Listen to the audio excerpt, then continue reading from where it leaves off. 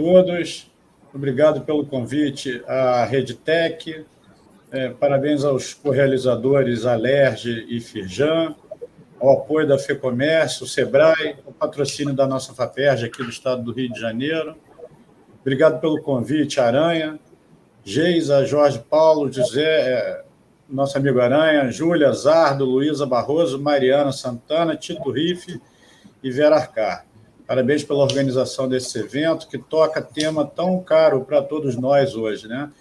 Falar de indústria 4.0 e de bem-estar é falar do que está acontecendo de hoje e o que vai acontecer daqui para frente. Não é para falar de passado, é para falar de realidade presente e futuro. A gente sabe que a indústria 4.0, ela hoje é imprescindível, né, para a recuperação econômica de uma forma geral. Isso porque ela traz mais produtividade, ela vai trazer implicações expressas e imediatas e concretas, tanto tecnológicas, como processuais, como normativas, quanto de infraestrutura, e a gente hoje está recebendo aqui esse timaço, né, a Crícia da Redditor, que tem uma experiência, o currículo dessa gente a gente tem que consultar, porque é tão extenso que, parabéns, Crícia. Crícia é do Instituto DOR, também já foi do Grupo Sul América, é mestranda da Roche, da United Health Group, ela é mestranda pela PUC, pela Unicamp, no programa de especialização profissional, inovação e empreendedorismo de Stanford também. Então, é um currículo extenso e muito caro, muito expressivo para esse debate, né? O Agberto, nosso medalhista, né? A gente tem que ter um ídolo na tela para a gente poder conversar, né? E o Agberto é nosso medalhista olímpico, nosso medalhista pan-americano, participou do comitê organizador tanto da Copa do Mundo quanto dos Jogos de 2016 aqui no Rio de Janeiro. Tem uma experiência muito forte com o esporte de alto impacto, mas tem uma visão especial que vai trazer para a gente aí sobre saúde e bem-estar na melhoria da qualidade de vida da gente, né? Temos também conosco o Ramiro, né? O Ramiro, que é da SAI, né? Sistema de Água e Esgoto de Pedra Branca, né? Cidade Criativa de Pedra Branca, um case de sucesso, no qual a gente tem que se inspirar, né? Um case que trouxe iluminação pública de qualidade, um case que tem uma série de entregas de caráter social, até eu diria, né? Com postos de entrega, trabalhando com postos de entrega de voluntários recicláveis, vidro, metal e etc. E o meu fraternal amigo Alexandre Kahneman, com quem eu tive o prazer de trabalhar no Centro de Operações Rio, e a gente juntos desenvolveu o programa de inovação do Centro de Operações. O Kahneman também é analista de sistema, pós-graduado em tecnologias de operações, tem formação executiva em sustentabilidade em cidades inteligentes, cuja conexão temática com o papo em pauta nosso aqui é de sinergia total e absoluta, evidentemente, e participou também da elaboração do Plano Nacional de Segurança Pública. Então, com esse time aí, eu acho que a gente tem uma seleção, né? Eu queria fazer uma breve introdução como secretário de Desenvolvimento Econômico do Estado, para dizer que a secretaria, né, aqui é a Secretaria de Desenvolvimento Econômico, Indústria, Comércio, Energia e Relações Internacionais. Faz parte aqui da nossa estrutura a Junta Comercial, a CODIM, a AG Rio, o PROCON, a Junta Comercial e o Departamento de Recursos Minerais. E tem sido foco nosso, objeto de trabalho muito direto, né? A gente está até alterando nossa nomenclatura para, quando fala de indústria, falar de indústria 4.0 e deixar a indústria tradicional dentro da siglazinha ambiente de negócios, né? A gente sabe que a economia, assim como o ambiente de negócio, vive muito de expectativa. Então, é nosso foco muito grande oxigenar e trazer para junto pensadores de uma forma geral, para que a gente e oxigenar o pensamento para que a gente possa ouvir, entender os desafios, entender as dores de quem a sente. Quem sabe falar de dor é o paciente, não é o médico. O médico fala do que tem que fazer para curar, né? Aliás, esses painéis são sempre de uma valia muito especial, porque o que a gente traz de elemento novo e aprendizado, ouvindo a experiência das pessoas que elas têm enfrentado de desafio, é sempre muito rico para agregar em nossas atividades, né? A gente colhe muito insight positivo desse tipo de coisa. E na questão da indústria 4.0, com a automação de processos, com essas implicações tecnológicas, a tendência é que a gente aumente muito a nossa produtividade, aumente muito a nossa capacidade competitiva, né? Então, por isso, o nosso foco, por isso o entendimento da Secretaria de Desenvolvimento Econômico da necessidade inseparável de apoio e trabalhar para uma indústria mais forte, mais produtiva, mas, acima de tudo, trabalhar para que tenhamos inovação de uma forma geral, e inovação, hoje no mundo, não se fala mais em inovação sem sustentabilidade, sem inclusão social e sem, sobretudo, compartilhamento de dados, de informações, né? A economia do conhecimento é algo de um valor agregado mais expressivo do que qualquer outra coisa que a gente pode imaginar, né? O valor do conhecimento é muito caro e a gente tem, nesse sentido, centrado todas as nossas ações. Mas, falando um pouco de desafio, né?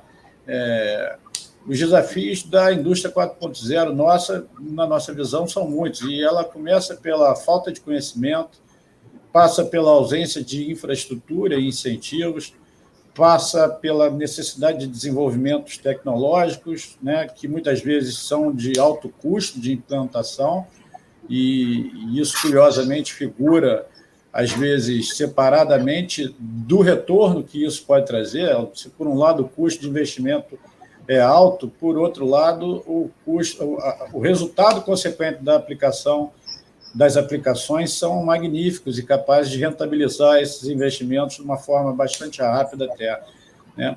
A falta da mão de obra qualificada, né? A identificação e qualificação de talentos é uma necessidade premente. Nós temos, inclusive, traçado focos e projetos importantes de qualificação, aí, em parceria com muita gente da iniciativa privada. E como é que ela conversa, como é que ela se relaciona com a questão das smart cities, né, das cidades inteligentes. No final da história, essa coisa tem que caminhar de mãos dadas. Então,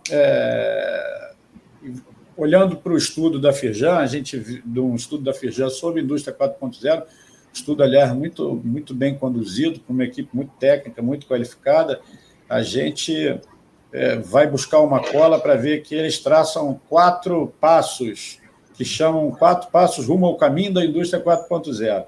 E eles passam pela abordagem do que a indústria deve enxugar em seus processos produtivos, do que a indústria deve se qualificar em termos de qualificação de mão de obra, de trabalhadores e gestores, da inserção da indústria 4.0 deve se iniciar por tecnologias já existentes e de baixo custo.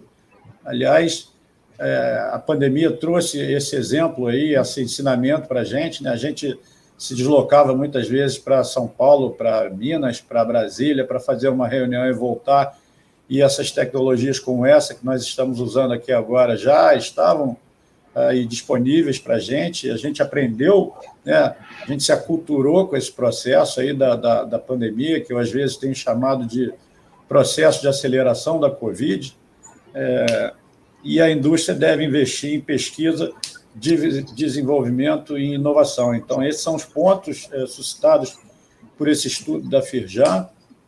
Eu agora vou passar a palavra a vocês para ouvir um pouco.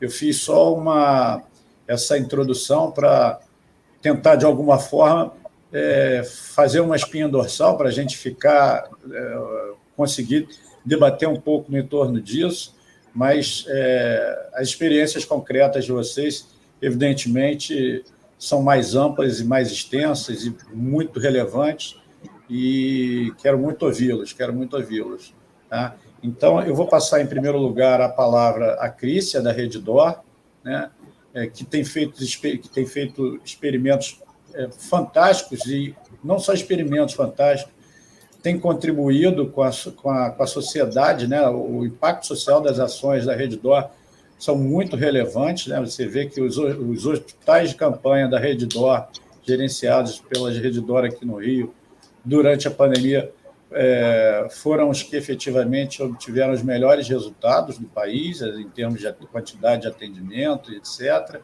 Então, Crícia, por favor, fala um pouco para a gente, por gentileza.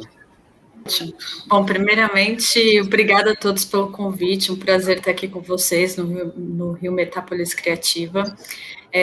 Bom, meu nome é Crícia Tigani, eu sou gestora de inovação, sou graduada pela Unicamp como gestora de empresas. Posteriormente, fiz um mestrado em política científica e tecnológica pela Unicamp e curso um curso de especialização em Stanford de empreendedorismo e inovação. Minha experiência profissional passou por diversos setores, mas nos últimos anos eu me especializei na área de saúde. Já tive experiências em empresas como Roche, United Health Group, Sul América, e atualmente estou trabalhando no Instituto DOR de Pesquisa e Ensino. Então, a ideia é conversar um pouquinho com vocês hoje a respeito da indústria 4.0 e como que a gente consegue refletir esse racional da indústria 4.0 no setor de saúde. Então, vou compartilhar com vocês alguns poucos slides que eu trouxe aqui para apoiar a nossa discussão. Então, tá bom. Então, a indústria 4.0 é um termo, um conceito, né, que surgiu na Alemanha, mais ou menos no ano de 2011, e naquele momento a gente estava encontrando muitas tecnologias vindo impactar o setor, né, de forma que a gente entende que trazendo algumas, né, robôs autônomos, simulações, integrações de sistema, internet das coisas, cibersegurança, computação em nuvem, impressão 3D, realidade aumentada, big data. Então, várias tecnologias que vinham ajudando a indústria a performar, né? E a gente começou depois a refletir como que essas tecnologias também podem trazer valor para a área da saúde, né? Então, a gente tem que relacionar muito a oferta, né, de soluções com as demandas do setor. Então, eu trouxe aqui para vocês algumas, são muitas, mas algumas das oportunidades de inovação do setor de saúde, para quem não é desse setor, ter alguma visão sobre esse mundo. Então, eu vou passar rapidamente sobre cada uma delas. Gestão hospitalar, como eficiência clínica, eficiência operacional, procedimentos menos invasivos, como, por exemplo, cirurgia robótica, cuidados emergenciais à distância, por exemplo, utilizando drones, automatização de processos, utilizando motor de regras, RPA, AI, Machine Learning, Deep Learning, sistemas de imagens, laudos, exames, para a gente fazer o armazenamento, a disponibilização desses exames de imagem, utilizar a inteligência para a interpretação de dados, qualidade de vida e bem-estar, então estimular a adoção de estímulos de vida saudáveis, patient experience, atendimento humanizado, jornada apoiada por soluções digitais, realidade virtual, monitoramento remoto, com wearables, sensores, algoritmos, robótica. Quem já está um pouquinho próximo da saúde já deve estar se identificando. Pelo menos um, eu imagino que vocês aqui vão se identificar, que provavelmente ouviram falar dos problemas ou das oportunidades, né? Então, vamos lá. Protocolos assistenciais, construção de protocolos com AI, educação, capacitação, treinamento com aplicativos, portais de conteúdo educativos, realidade virtual, mista, aumentada, ampliação de capacidade de gestão com data science, predictive analytics, gestão de clínicas com agendamento, controle de fluxo de caixa, saúde mental, terapias digitais, novas formas de a gente oferecer saúde mental para a população, acesso à saúde, clínicas populares, plano de saúde low cost, gestão de saúde personalizada, com assistentes virtuais, plataforma com histórico de saúde, predições baseadas em monitoramento, marketplaces, então oferta de produtos ou serviços relacionados à saúde e bem-estar, impressão 3D, equipamentos, órteses e próteses, telemedicina, atendimento, diagnóstico, prescrição, monitoramento de pacientes, sistemas de gestão baseados em design, experiência do usuário, experiência do consumidor, hard science, revisão literária apoiada por NLP, que é um tipo de inteligência artificial, registro eletrônico de saúde integrado com prontuário único do paciente, de uma forma que a gente consiga ter todo o histórico do paciente, independente do laboratório de diagnóstico que ele está indo, independente do hospital que ele está indo. Comunicação, então, canais de comunicação com conteúdo confiável sobre saúde, novos modelos de remuneração, então, remuneração proporcional à qualidade, internet das coisas, integração de monitor multiparamédico, máquinas de hemodiálise, ou os wearables, né, que a gente utiliza. Então, aqui alguns, só para dar um gostinho para quem quiser começar a ilustrar algumas das oportunidades, e eu imagino que tanto para os profissionais da área da saúde quanto para os pacientes, que todos nós, né, somos pacientes, é muito fácil a gente identificar aqui algumas oportunidades que muitas vezes a gente já vivenciou como paciente, e pensou, puxa, por que isso daqui ainda não melhorou? Por que isso daqui ainda é assim, né? Então, aqui só trazendo algumas oportunidades que muitas vezes, sim, elas podem ser solucionadas com as tecnologias que vêm surgindo, né? Elas podem, de alguma forma, trazer valor, ao passo que só a tecnologia não é suficiente, a gente também precisa ter a conscientização, e isso precisa ser colocado na estratégia das organizações, e depois a gente tem que fazer investimento para as coisas acontecerem, né? Então, resumindo, né, só para dar um gostinho aqui para o início da nossa discussão, do nosso painel, a gente percebe que essa evolução da indústria 4.0, ela seguiu um caminho, uma evolução muito parecida também com a que a gente está encontrando na área da saúde, né? Então, em algum momento, os dados, as informações, os conhecimentos, eles serviam só para apoiar as atividades operacionais da empresa, né? Depois já era para ganhar eficiência nessas atividades, para a gente ter eficiência de processos, né? Depois a gente começou a aplicar os dados, as informações, os conhecimentos para criar melhores produtos, para atender melhor o nosso mercado, com produtos mais eficientes, mais interessantes para o nosso consumidor. E hoje a gente está numa era em que os dados, as informações, o conhecimento, muitas vezes por si só são um produto. Ele por si só entrega informação e gera valor, né? Quando a gente começa a enxergar isso, a gente começa a enxergar, por exemplo, a oportunidade, não só da gente na área da saúde, prestar um serviço de saúde, um atendimento médico no momento que a pessoa precisa, mas, por exemplo, começar a gerir a saúde dessa pessoa, né? Começar a olhar para os dados de saúde e começar a prever, né, como que a saúde dessa pessoa vai se desdobrar ao longo do tempo, influenciar que essa pessoa comece a ter hábitos mais saudáveis, e que essa visão não fique só centralizada nas grandes empresas, que ela seja disseminada também para o paciente, para que ele mesmo se engaje na sua própria saúde e comece ele mesmo provocar, né, hábitos mais saudáveis no dia a dia dele e da família dele. Então, é um pouquinho essa a influência que eu enxergo entre todas as tecnologias da indústria 4.0, quanto elas podem gerar valor para a gente resolver problemas, mas também para mudar os nossos hábitos e começar a ter uma sociedade com mais saúde. Obrigado, Crícia. Muito legal, né? Duas coisas me chamam bastante atenção quando você fala em eficiência de processos e quando você fala do desenvolvimento de produtos melhores e mais adequados à demanda, né, ao cliente, né?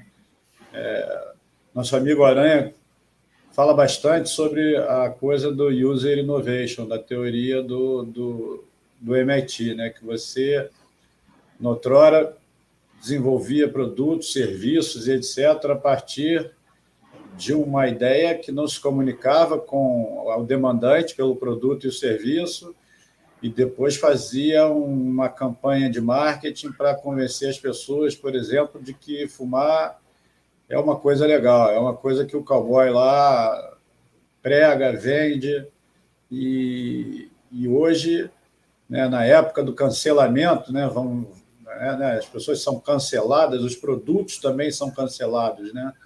a uma tendência hoje do consumidor, uma tendência comportamental do consumidor, do cliente, em cada vez mais dizer sobre essa uma coisa do pertencimento, né?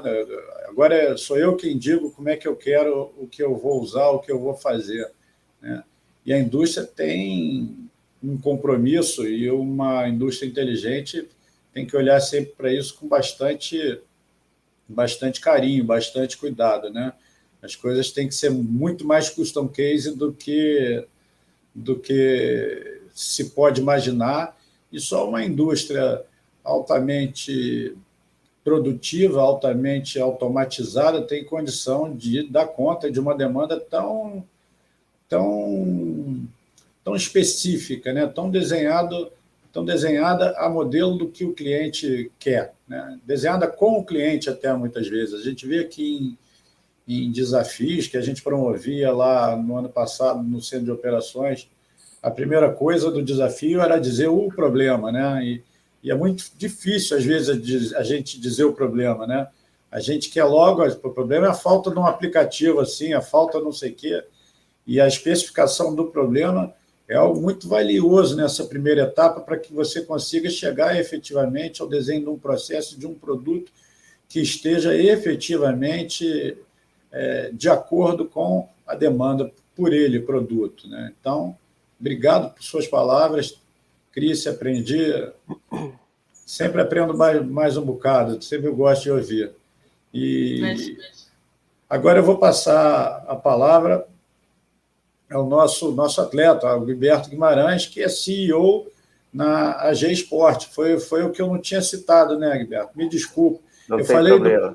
A gente fica tão impressionado com as conquistas, com as medalhas, né? A gente é tão fã de esporte que acaba minimizando outras características tão ou mais relevantes para este exato momento. Mas obrigado pela sua presença também. Eu passo a palavra agora ao Agberto para falar para a gente um bocadinho. Bom, boa tarde a todos. Agradeço o convite feito especialmente pelo nosso amigo professor Aranha, para que a gente pudesse participar desse painel junto com vocês. Muito legal a fala da Crícia, trazendo todos os benefícios que tecnologia, de fato, coloca à disposição do ser humano, ou seja, para melhorar o nosso bem-estar, qualidade de vida, tudo que a gente precisa, principalmente nesses tempos de pandemia, onde a liberdade de ir e vir da gente foi cerceada de uma hora para outra, né? Então, acho que tecnologia, nesse momento, foi crucial para que a gente pudesse sobreviver um ano atípico, né? Que nem nós já vamos para passar por isso.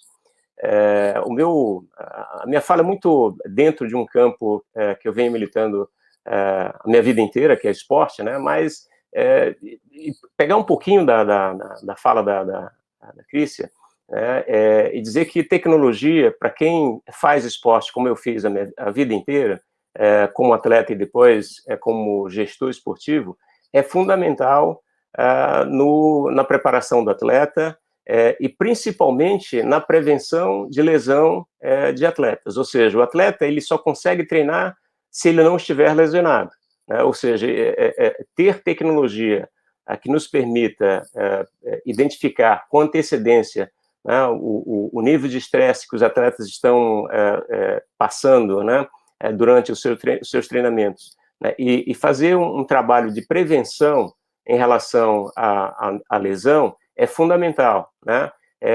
E acho também o seguinte, né, nós não teríamos conseguido fazer os eventos que nós conseguimos fazer no Rio de Janeiro nos últimos 20 anos sem auxílio de tecnologia.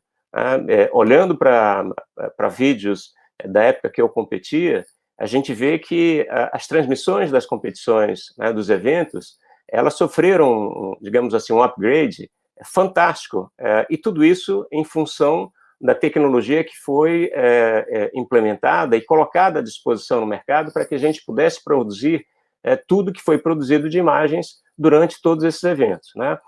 E a gente vai além também, né? O Alexandre, que trabalhou conosco nos 2 grandes empreendimentos que nós tivemos aqui no Rio de Janeiro, né, os 3, na verdade, né, os Jogos Pan-Americanos, Copa do Mundo e Jogos Olímpicos, sabe que para que a gente pudesse organizar os eventos da forma que nós organizamos, e com a segurança que nós organizamos, tecnologia foi fundamental.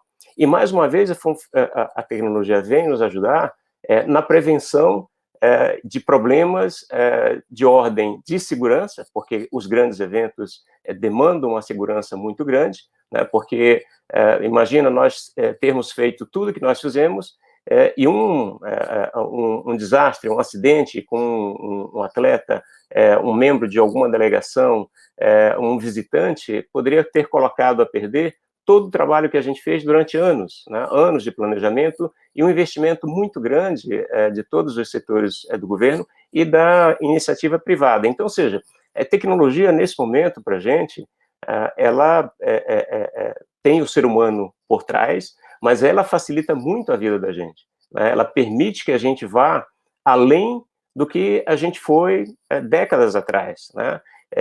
E facilita demais o trabalho de todos os gestores em todos os sentidos, né? Eu diria ainda, vou um pouco mais, vou além um pouco mais quando a gente fala de bem-estar, né, usando tecnologia para o bem-estar. Eu olho para a cidade do Rio de Janeiro, como eu não sou carioca, mas sou um cidadão, né, brasileiro de todos os lugares, eu sou paraense, mas eu vejo essa cidade com, digamos assim, com uma vocação para promover bem-estar, qualidade de vida, como poucas cidades do mundo, né? E aí, de novo, eu acho que a gente tem que pensar como é que a gente usa a tecnologia numa cidade que tem vocação para turismo, que tem vocação para esporte, que tem vocação para eventos culturais, né? De forma que ela promova o bem-estar das pessoas que visitam o Rio de Janeiro com o propósito único de buscar participar desses eventos que eu citei. Então, ou seja, há uma interação muito grande entre usuário, né, beneficiário dessas tecnologias e quem promove, quem cria essa tecnologia e coloca no mercado à disposição dos usuários. Então, ou seja, a nossa vida, as nossas vidas se transformaram muito em função da disponibilidade e da viabilidade das tecnologias que nós temos hoje, né? Então, ou seja, é muito legal a gente viver essa data, né, quer dizer, nessa época, uma pseudo, digamos assim, época dos Jetsons, né? Os mais velhos sabem do que eu estou falando.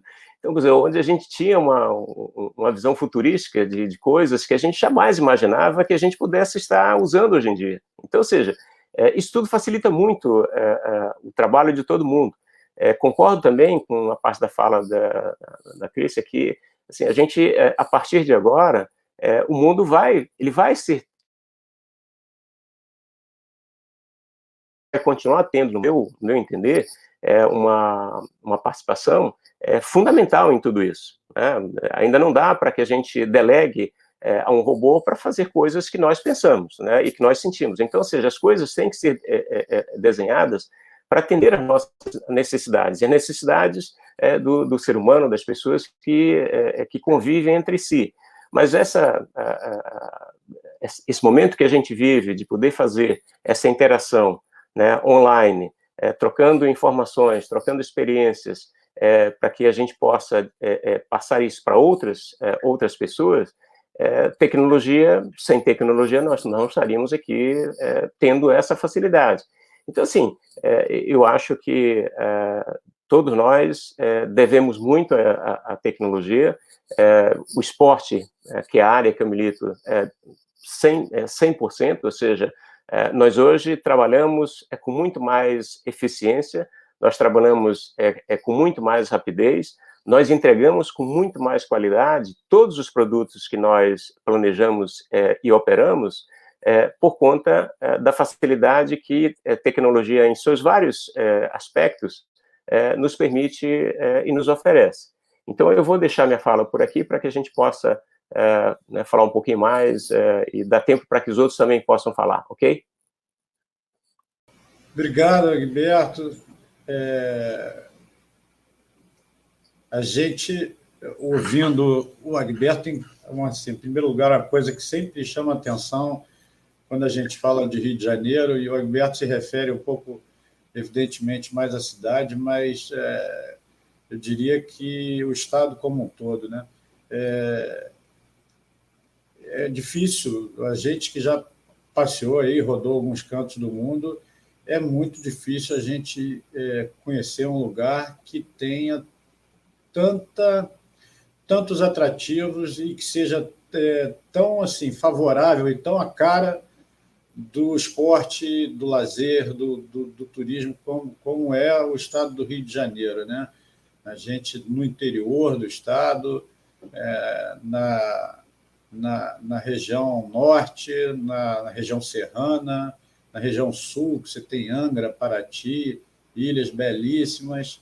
Quer dizer, é convidativo, né? E esse potencial e essa coisa toda potencializada com um emprego adequado e correto de tecnologias, que, volto a dizer, boa parte delas estão muito simples, estão muito fácil, muito próximas da utilização de todo mundo, demandando, às vezes, uma qualificação bastante trivial, é algo que a gente vive repetindo e pensando como fazer para disponibilizar esse acesso cada vez maior para que a gente possa ter, de fato, uma transformação econômica que nos impulsione a lugares melhores, né? Então, mas também aproveitando aqui para sobrar um tempinho para a gente, quem sabe, depois fazer um pouco mais de bate-papo, obrigado de novo, Egberto, eu vou passar a palavra ao Ramiro, que é gerente da SAI, da cidade de Pedra Branca, em Santa Catarina.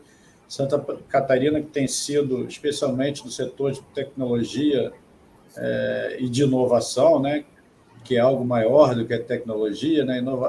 Costumo dizer que inovação é gênero e tecnologia é espécie, né? Porque a gente inova em processo, inova em comportamento, inova em tecnologia, evidentemente, mas eu vou passar a palavra, então, ao Ramiro, que como eu disse, lá de gerente do SAI, que é o Sistema de Abastecimento da Cidade Criativa de Pedra Branca, um benchmark aí no cenário nacional. Por favor, Ramiro. Boa noite a todos os colegas. Sou Ramiro Nilson, gerente do Sistema de Água e Esgoto Pedra Branca. Sou engenheiro civil, formado em 92 na UFSC, fiz pós-graduação na FGV e pós-graduação em Engenharia de Produção também na Universidade Federal de Santa Catarina. Trabalhei alguns anos com telecomunicações, então, nesse ramo de telecomunicações. Depois fui também diretor de operações de água e esgoto em Blumenau, inclusive naquele ano 2008, quando deu aquela calamidade grande, aquela intempérie lá famosa, né, dos deslizamentos.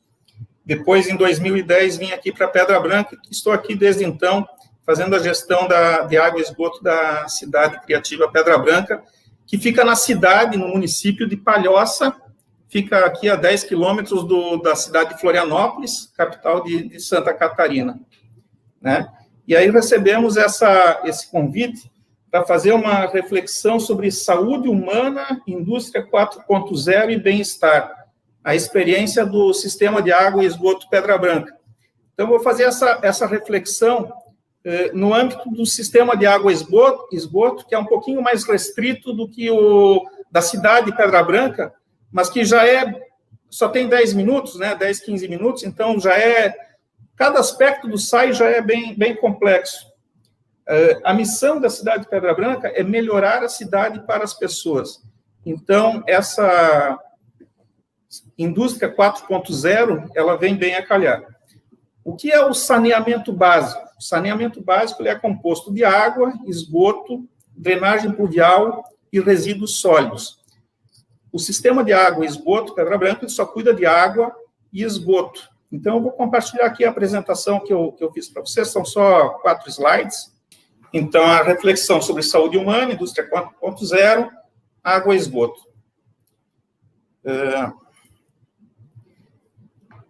Algum tempo atrás, no século passado, nos séculos anteriores, o esgoto, por exemplo, na cidade do Rio de Janeiro, em algumas outras cidades, não tinha rede de esgoto. Então, existiam os tigres, que eram os escravos, né? Não tinha rede de esgoto, porque a água era dos poços, então não podia ter fossas. Então, o esgoto dos pinicos, né, dos urinóis, era jogado em tonéis, e dos tonéis os escravos levavam para o mar, e aqueles tonéis iam vazando, né? E então os escravos ficavam todos listrados e eram chamados de tigres pelas listras. Isso aí não tinha nada a ver com saúde humana, né? Nem com tecnologia 4.0.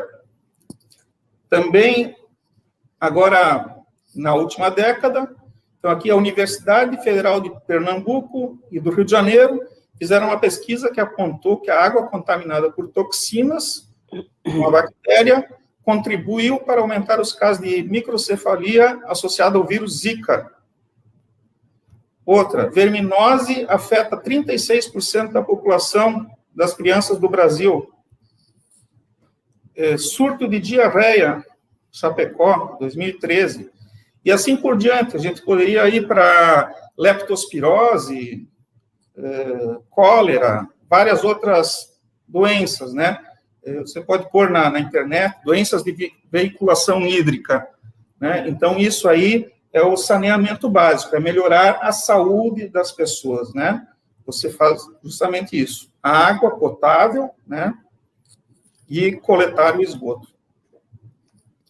Então, quais são as ações de eficiência que o SAI Pedra Branca toma para atingir os seus objetivos? Quais são os objetivos, os princípios?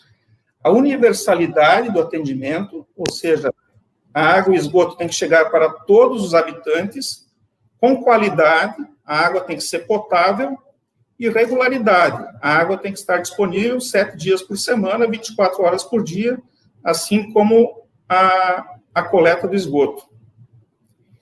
Então, o esgoto tem que ser, a água potável tem que ser implantada em 100% do empreendimento, e o esgoto tem que ser coletado e tratado em 100% do empreendimento também. Então, aqui já começa um paradoxo, né? A gente tem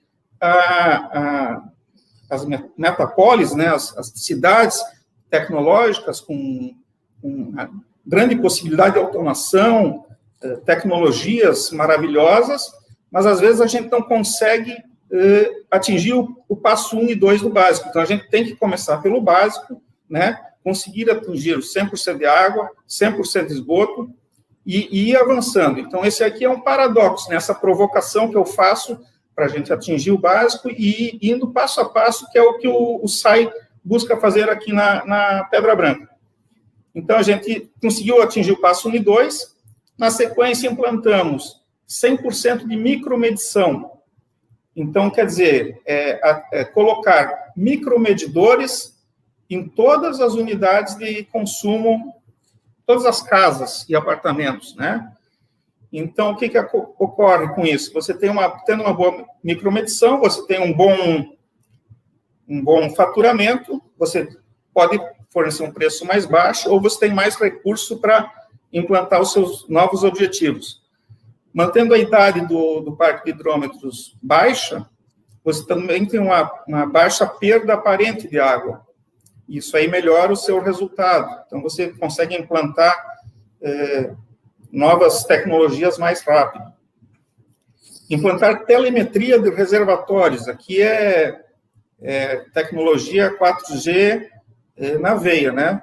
Você tem que saber como estão os seus reservatórios, estação de tratamento de esgoto, estações elevatórias, como está a vazão, a pressão na sua rede, instantaneamente. Eu gosto muito de analogias, né? E uma cidade é como se fosse um corpo humano. E o sistema de água são as veias que levam o sangue oxigenado até as casas, né? E o sistema de coleta de esgoto é como se fosse o sistema de drenagem, né? Os rins do corpo humano. Então, se você não sabe como está a pressão, você tem pressão muito elevada, se você tem pouca vazão, então você tem que monitorar isso aí tudo, todo instante. O sistema de água e esgoto, ele também tem muitas informações. Ele tem milhares de clientes, né? Com dados comerciais, com o consumo registrado mensalmente, tudo isso aí dispostos numa base geográfica, tem mapas. Então, você precisa, hoje a tecnologia 4.0, ela permite você dispor esses dados comerciais numa base cartográfica e fazer polígonos de influência, e você consegue, através do desenho gráfico, retirar relatórios graficamente disso. Esses polígonos de influência, a gente chama de distritos de medição e controle. Então, em vez de controlar, por exemplo, a perda numa cidade inteira, a gente controla por bairro ou subbairro, né? Também temos o Business Intelligence, que a gente consegue emitir relatórios dos dados comerciais, análises matemáticas diversas por consumidor, por exemplo, analisando imagina um sistema com 100 mil consumidores, né? E você sabe que 1 a 2% frauda esse sistema, mas como é que você vai descobrir que alguém fraudou? Você tem que ter uma inteligência artificial que identifique onde é que está a fraude e quem está burlando o sistema. Ou identificar, por exemplo, qual hidrômetro que está apresentando uma submedição, né? Então, outra coisa que você pode fazer também é contrato de performances e metas. Como você tem tudo medido, você tem 100% de micromedição, você controla suas perdas, você controla tempos de ordens de serviço, você pode remunerar os seus fornecedores por performance e metas, e um sistema de indicadores. Hoje, no sistema de água e esgoto Pedra Branca, nós conseguimos atingir perdas inferiores a 10%, quando a média no Brasil aí chega a até 40%. A gente importa parte de nossa água, mas a macromedição, a gente tem redundância, a gente tem a medição do nosso fornecedor e tem a nossa. Também a tecnologia 4G permite pagamento de faturas em qualquer banco, atendimento via remota, envio de fatura por e-mail, aviso de vazamento, falta de água, aviso de corte, enfim.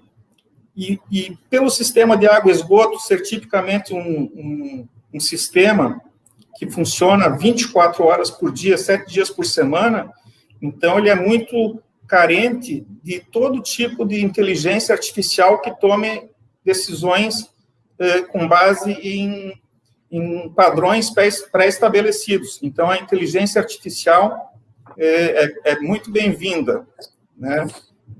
Claro que agora, de alguns anos para cá, que esses valores estão ficando mais acessíveis para sistemas menores.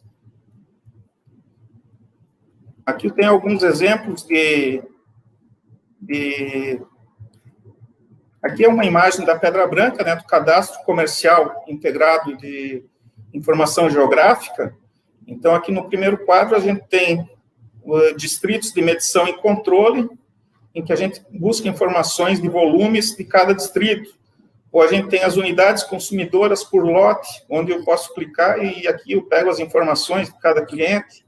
Ou eu tenho um mapa das redes de água, onde eu posso clicar em cada rede de água e saber o diâmetro, o comprimento da rede, ou posso saber o volume, enfim, eu posso saber várias informações. Posso pegar o consumo por distrito, faturamento por área, ligações cortadas. Eu posso cruzar qualquer informação que está disponível no banco de dados comercial com a base cartográfica do cliente. Isso aí é uma tecnologia existente no SAI hoje. E ações educacionais e ambientais, aí a gente faz alguma coisa também, mantendo a qualidade da água, né, regularidade e qualidade, a gente consegue manter a saúde das pessoas, né, mantendo bebedouro e lavatório em todas as praças do bairro, fazendo ações educacionais nos colégios, no Dia Mundial da Água, mantendo água no espelho d'água do centro do bairro, mantendo duchas nas arenas esportivas do bairro. Agora estamos também criando um convênio com o estacionamento da empresa.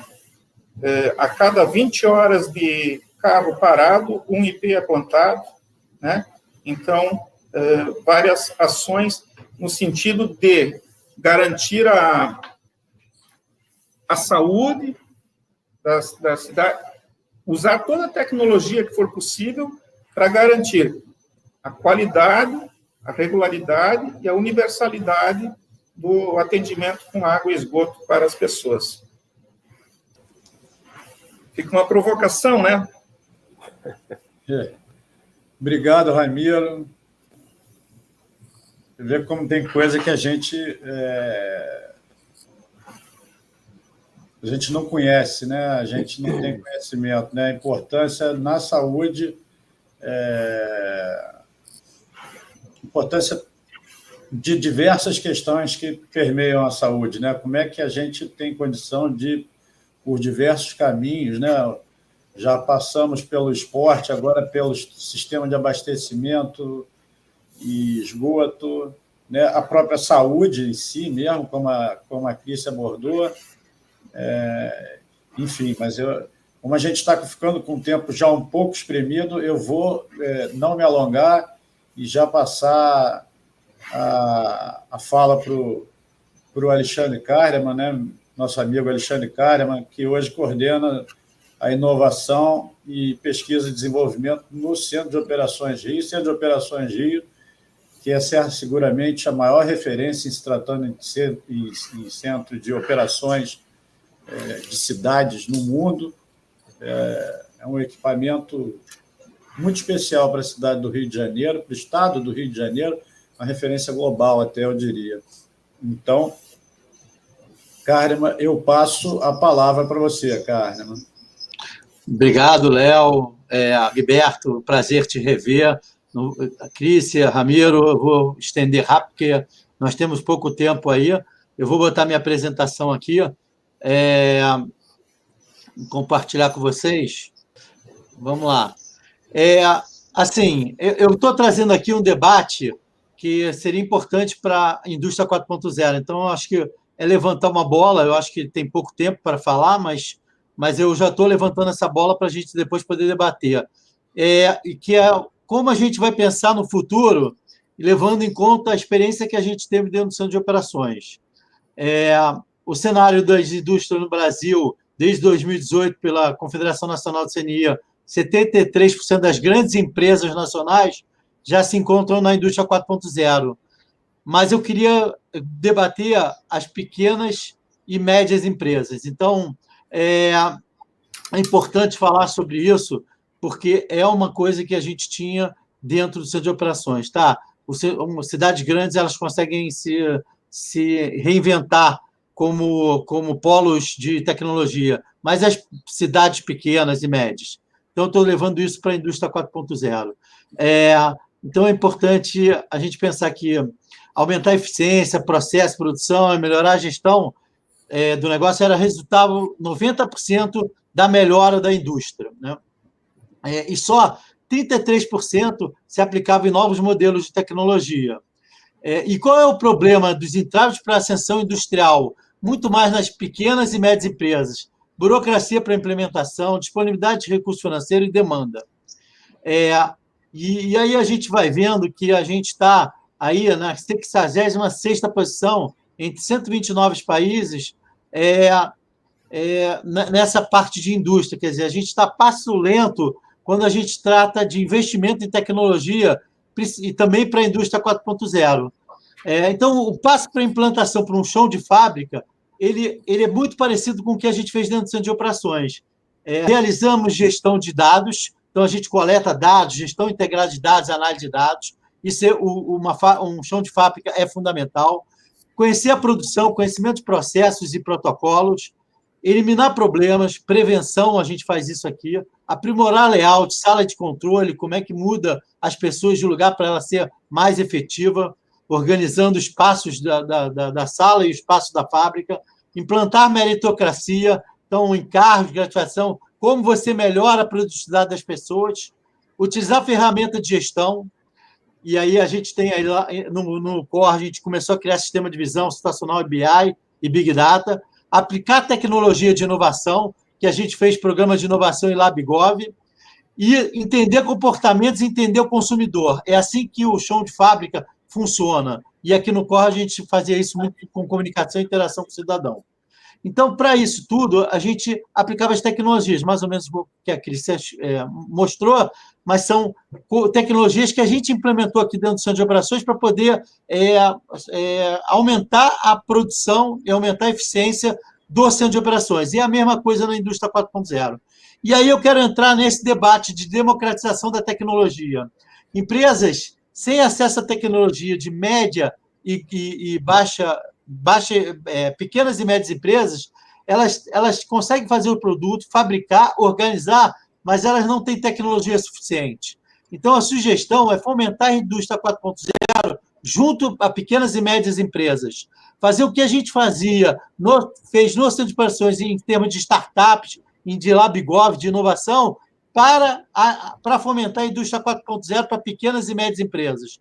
Infraestrutura centralizada, a gente colocar infraestrutura centralizada, estrutura compartilhada, tecnologias compartilhadas, mentoria de produtos, startup na indústria. Trazer isso para a gente poder fomentar tecnologia e tecnologia para as pequenas e médias empresas, porque o que vai acontecer? A tendência, se a gente não fizer isso, vai ser um crescimento de um gap das grandes empresas em relação a pequenas e médias, porque quem vai investir vai ter estrutura suficiente para criar e ser muito mais eficiente com essas tecnologias, e as pequenas e médias empresas elas poderão ter muita dificuldade no futuro. Então, é isso que eu queria trazer. Então, a gente só falar do programa de inovação do LabGov na prefeitura, quando a gente criou essa estrutura, e ela foi importante. Por quê? Porque a gente criou um hub de inovação, e a gente pode criar um hub da indústria 4.0. Então, é isso que eu quero fazer. Já tem rede de inovação já criada, já tem edital de inovação para a indústria, principais instituições com foco em cidades inteligentes que já financiam essas cidades e podem financiar esse desenvolvimento econômico de indústrias para pequena e média empresa, e, basicamente, criar a indústria do futuro, infraestrutura e tecnologia para todos. Esse é o tema que eu queria trazer nesse espaço curto de tempo, mas eu acho que é um tema muito bom para a gente discutir. Obrigado aí a todos. Muito bom, Kahneman, muito bom. É importante essa visão. Quando a gente olha o PIB, a gente olha uma coisa, quando a gente olha emprego, é outra diferente. Eu só queria lembrar que as pequenas e médias são responsáveis hoje por mais de 70% das vagas de emprego, mais de 60% das vagas de emprego geradas em todo o país. Então, assim, nada obstante a indústria, a indústria maior, né, mais tradicional, ela tenha capacidade de fazer movimentos que gerem impacto na economia de uma forma mais rápida, mais célere, a grande quantidade de mão de obra ofertada e demandada pelas pequenas e médias são absolutamente expressivas, né? E hoje é possível que a questão empregabilidade seja uma das nossas maiores preocupações, se não a maior, né? Difícil dizer a maior, porque são tantas, né? A gente tem saúde, tem segurança, tem educação, mas, enfim, nós vamos ter agora, eu vou botar para vocês duas perguntas, uma para cada par, perguntas da plateia.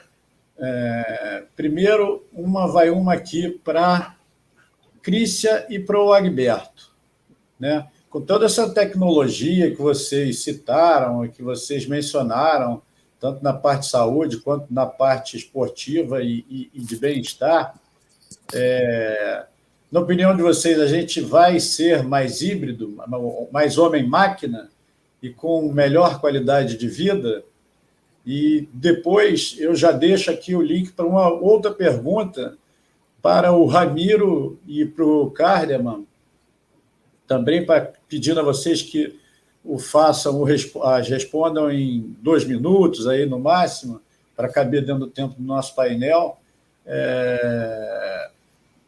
Kahneman e Ramiro, a infraestrutura é parte integrante da saúde e bem-estar. Como é que as prefeituras podem integrar isso em todas as secretarias, ou integrar as secretarias também a partir disso, acrescento eu a pergunta da plateia.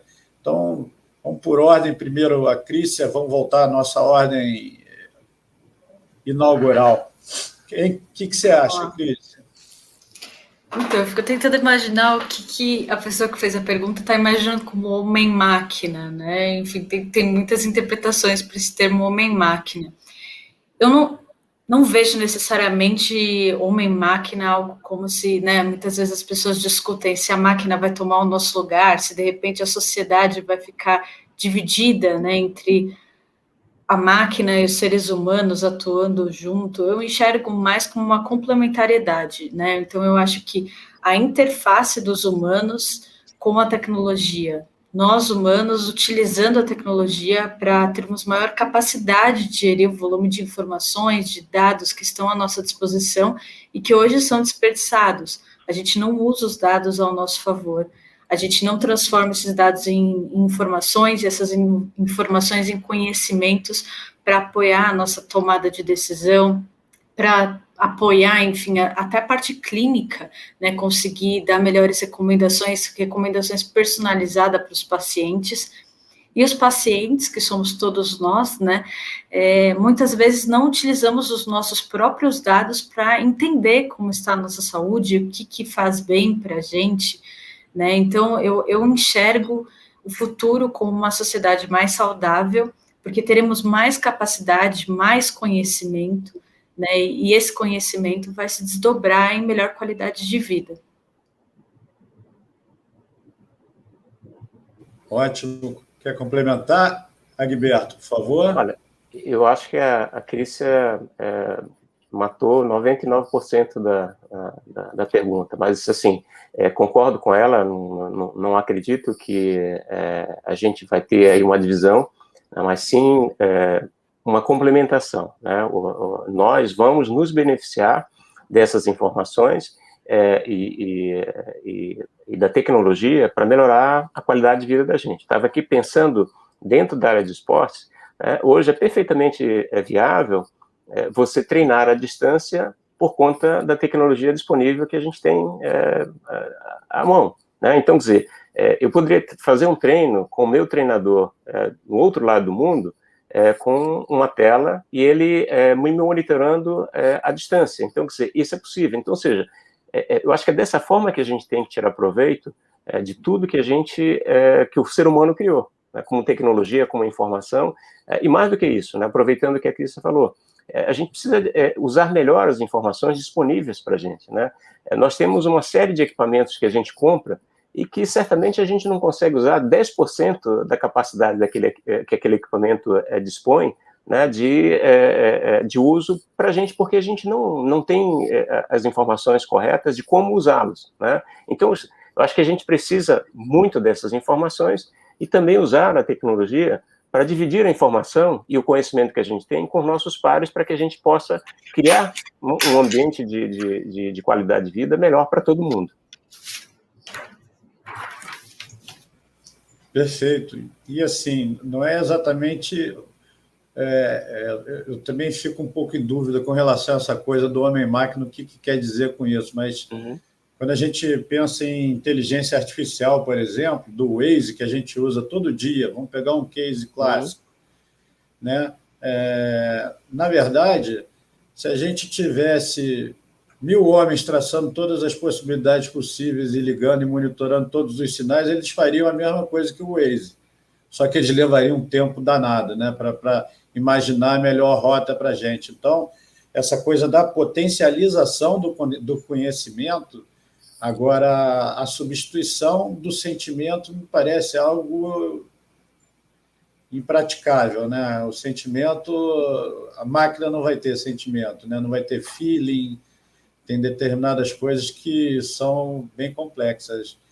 E fazendo um último link, pegando um último gancho, a gente, antes da pandemia, havia estudos indicando que a gente chegaria a 2030 com cerca de 30% das atividades profissionais hoje existentes riscadas do mapa. E isso sempre gerou muita preocupação. Vamos perder emprego, vamos perder isso.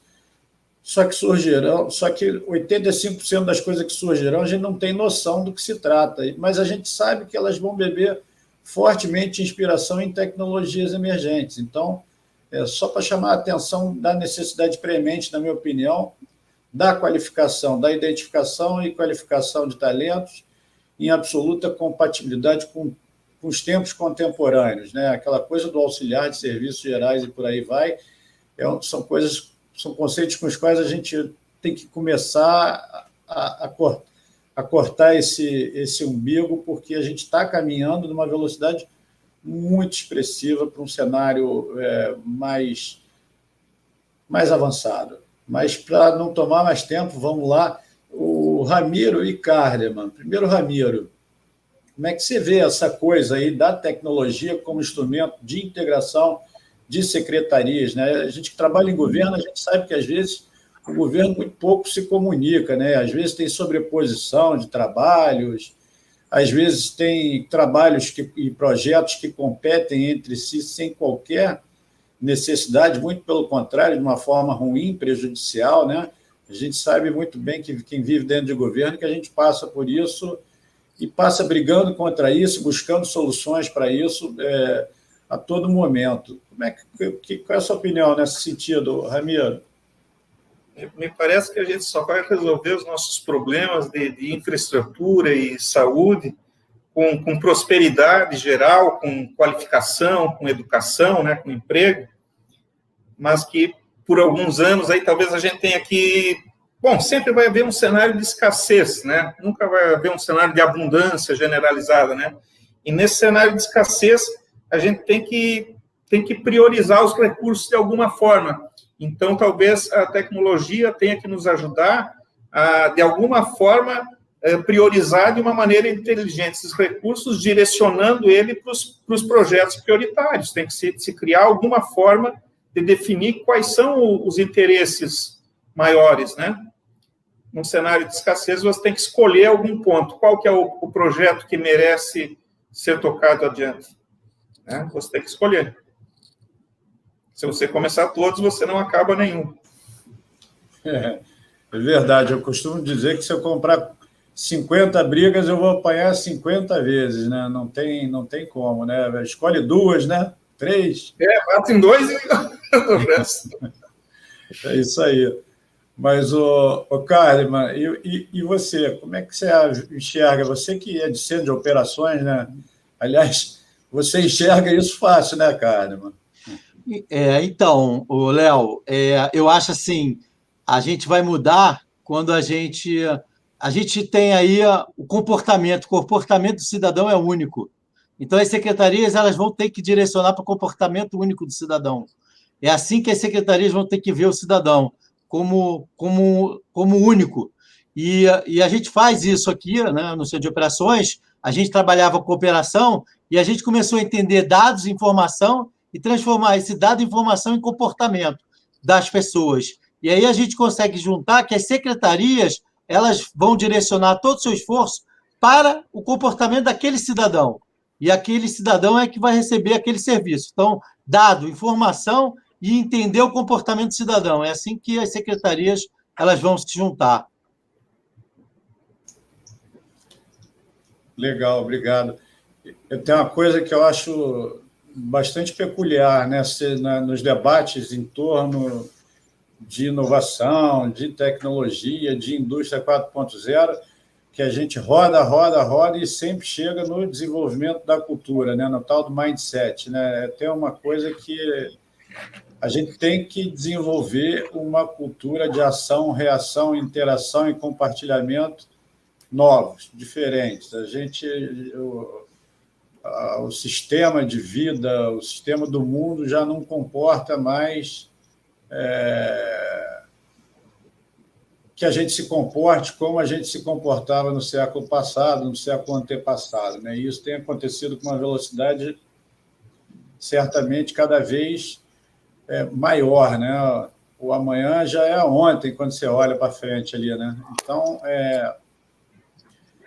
bom, mas para encerrar, eu também queria dizer que eu acho que é uma coisa que todos nós, sobretudo administradores públicos, temos que estar atentos, é que várias indústrias e vários investimentos que são feitos de caráter privado, inclusive, eles têm, muitas vezes, por obrigação,